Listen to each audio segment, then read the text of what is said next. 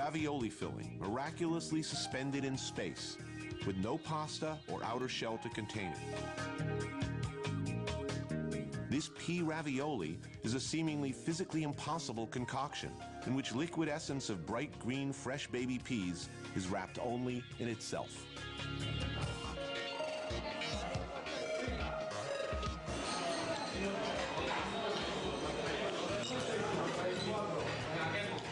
It's outrageous. It's ravioli without ravioli skin. It's as if you had, no, there's no as if about it. There's nothing like it. It just kind of, it immediately dissolves into liquid essence of green pea, and yet the entire dish is essentially green pea. There's no pasta on the outside. There's nothing holding it together. It's just kind of.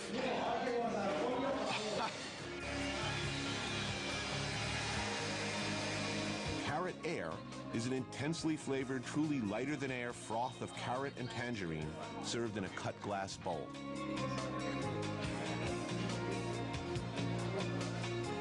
I accidentally inhale while bringing a spoonful to my mouth, aspirating some into my lungs. Delightful, but dangerous. You know, they say, I inhaled that dish. I really did. I had no idea how light it was going to be. And I inhaled as I was putting it in my mouth. I'm kind of having the childhood I never had here, actually. There's definitely a sense of wonder. Yeah, there is that. I don't think you'd mind hearing that. A lot of the dishes have an initial flavor, and then a secondary, and then a tertiary, and then an aftertaste. Oh, pardon me. More surprises to come. I've heard about this. This is another kind of revolutionary process here. The improbable, even inconceivable sounding iced powder of foie gras with foie gras consomme is truly one of those important ideas Adria spoke of back at the Tailleur. How the frozen, finely ground foie gras powder maintains its structural integrity in a bowl of hot foie consomme, I will never know. It defies physics. This powder melts, it's cold, it's frozen, and it melts immediately into a hot. You know, I live and breathe foie. I made it all new. That was like eating it for the first time. This was one of those 2 or 3 great ideas he was talking about at the Tailleur, right? But really, if you want new emotions, and really big emotions, you need new techniques. These are smart and useful techniques, not just a pose or technique for technique's sake. Ferran elicits surprise and wonder with honest innovation and process. What he does is a direct challenge to the perceived wisdom of centuries of classical cooking.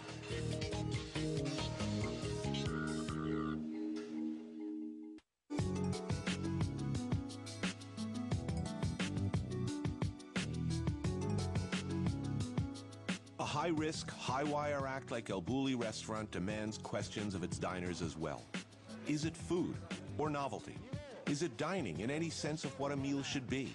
And is it good in the traditional sense of that word when applied to what is presumably a meal?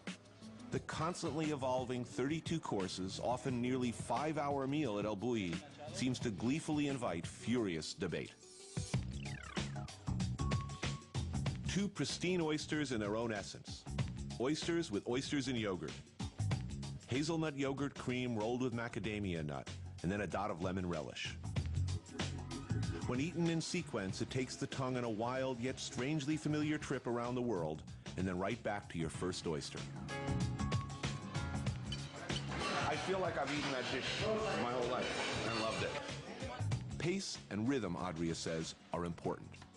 One mustn't eat too slowly or one gets sluggish and tired. A shimmering, translucent globe of raw tuna bone marrow with caviar. It's like top-quality Edo-style sushi from another planet. Oh, wow.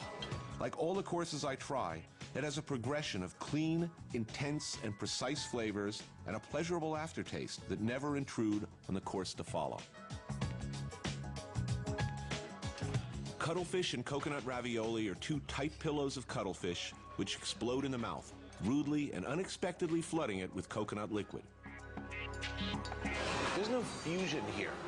You know, there's no blending of of flavors into a muddy, sort of a general crowd of flavors all combining to make one flavor. There are individual clean flavors that you kind of put together, either all at the same time or in rapid succession. Scampi with rosemary is scampi in its own sauce, made largely from the good stuff found in the head. The rosemary is a sprig of fresh rosemary served on the side to be sniffed and discarded so as not to blow out the palate by actually eating the strong, highly aromatic herb. Why does this make sense? Why is this working for me?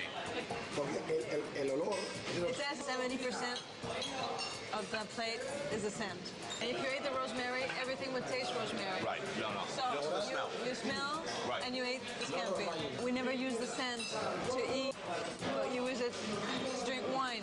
Socially, it's not well received. He sees it as an obligation. Get people smelling food again. Nothing seems to go to waste in this kitchen. Earlier in the meal, we ate the deep-fried skin of a sea cucumber. And next up is its meaty interior, garnished with rhubarb and mentaiko, a spicy cod roe condiment. You remember the skin you ate before? Yes. Oh, that's great. So this is inspired by Rafa's, a place that I have yet to eat, by the way, but his favorite I'm guessing his favorite restaurant on earth. He's honoring a 20-seat restaurant in town, right? We'll find out tomorrow. Por lo único que me enfado en cocina, cuando dicen que en el bulli hay cosas The raras. only thing that angers him is when people say that there's a strange thing in El Bulli. There are new things, but they're not strange. Pero que en nuestra memoria tenemos siempre. We have the memory of these tastes. 2 meters of Parmesan cheese spaghetti is one long strand of cheese-flavored consomme, suspended with agar-agar, coiled in the bowl like a small portion of spaghetti carbonara. The future is here. Very cool. To be slurped up and into the mouth in one long, loud, sucking movement. Okay. As Mr. Adria is only too happy to demonstrate.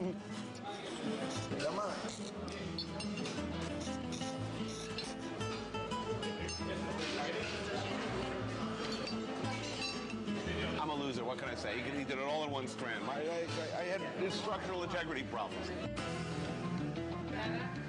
Even traditional dishes in Adria's kitchen have been reapproached and made new.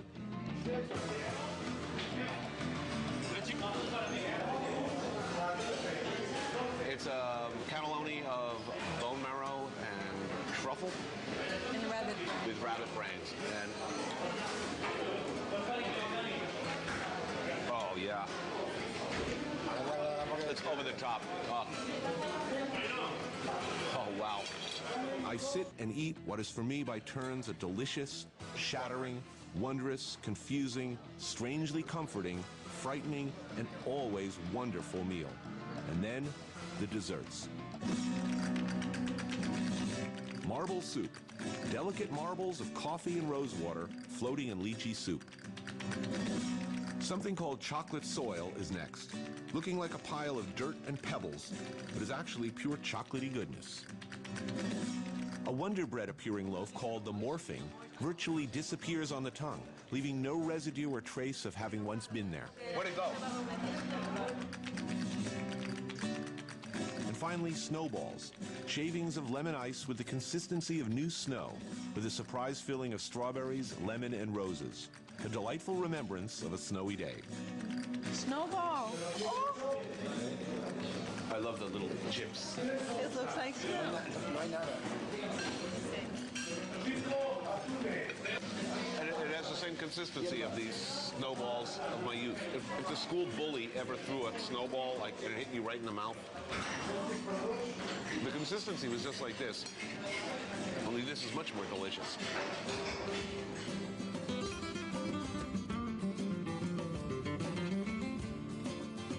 Was it good? I don't know if that's a word one should use when describing the El Bulli experience. It's challenging, fun, constantly entertaining, a fantastic shock to the system, an amusement park ride, a bold, bold statement, a work of art in every sense of that word. He goes at food, he goes at the dining experience like a film director. It's about timing and pace and thrills and surprise and showmanship and science, all of these things. But at its core, this is food that tastes good. Is it good? Yes, yes, it's really good. Does it make sense? Yes, yes. It makes sense. Adria likes the word magic, and that's exactly what it felt like.